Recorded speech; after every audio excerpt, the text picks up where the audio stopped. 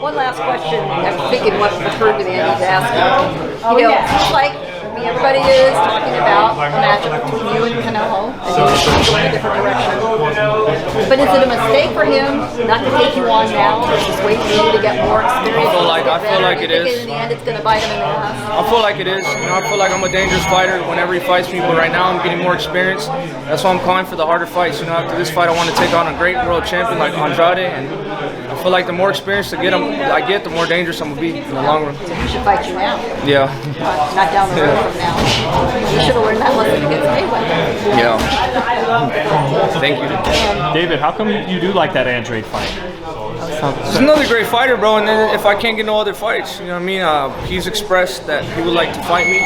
I expressed I would like to fight him, so why not make it happen? Why not make it happen? I want to challenge myself. You know, if I can't, I'm tired of talking shit and going back and forth with fighters that don't want to fight.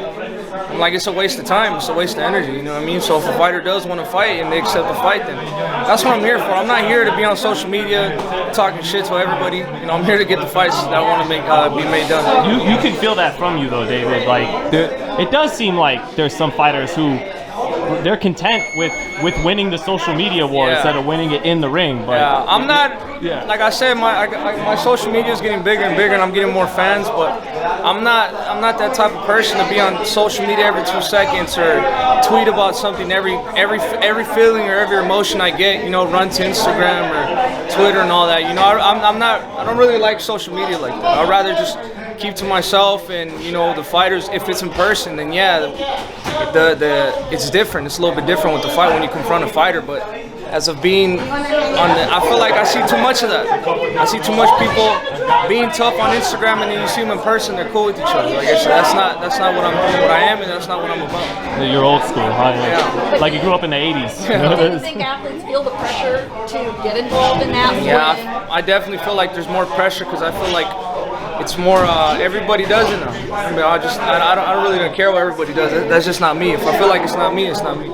You know, with Andrade though, how would you see that fight going? It looks like he doesn't move around as much as he's gone up in weight. You know, how would you see that fight going? I feel like he's still a sneaky fighter. I feel like he hasn't had to move around because he hasn't had a fighter to really push him to move around. So I can't expect him to sit in there and brawl with me. There's a lot of things I see that I'm not going to say that I like, that I would that I can put to use with him, you know, but that's why I feel I'm so confident. I can win the fight. It could be a great fight. It could be a great fight. He's a great fighter too, and then, like I said, I'm here to make the fights the fans want to see. You know, lately the stoppages have been coming accumulation, so you know, some people be like, maybe he's not a one-punch puncher, but is it that you are? They're just beginning to fight to survive. They're covering up. They're not exchanging to where they can get hit with something. Yeah, I mean, I definitely know what I could do, and I know that I'm getting stronger as I'm getting older. So, I mean, I know how to break a fighter down. It's as simple as that. I know how to break a fighter down. It might not be with one shot, but I definitely know how to break them down. And Rayo, you know, we got to see Rayo spar, and he was doing a lot of the stuff you do. Yeah. And yeah, what is that Benavidez style? It's just like, you know, it's not even my style, it's Mexican style. You just go in there, you touch to the head, and then you go back down to the body. It's worked for years and generations, so we're just picking up on it. We're, you know what I mean? You just gotta be consistent with the jab, head, and then body. It's not no secret, it's just a formula that we love to use, and we do it well. You guys slip punches different than your traditional Mexican fighter though, right? Yeah. Like you guys aren't I think it's just evolved as everybody, like now you got Mexican fighters using shoulder rolls and different stuff. I think with the time you have to evolve with the time, and that's just what's happened here.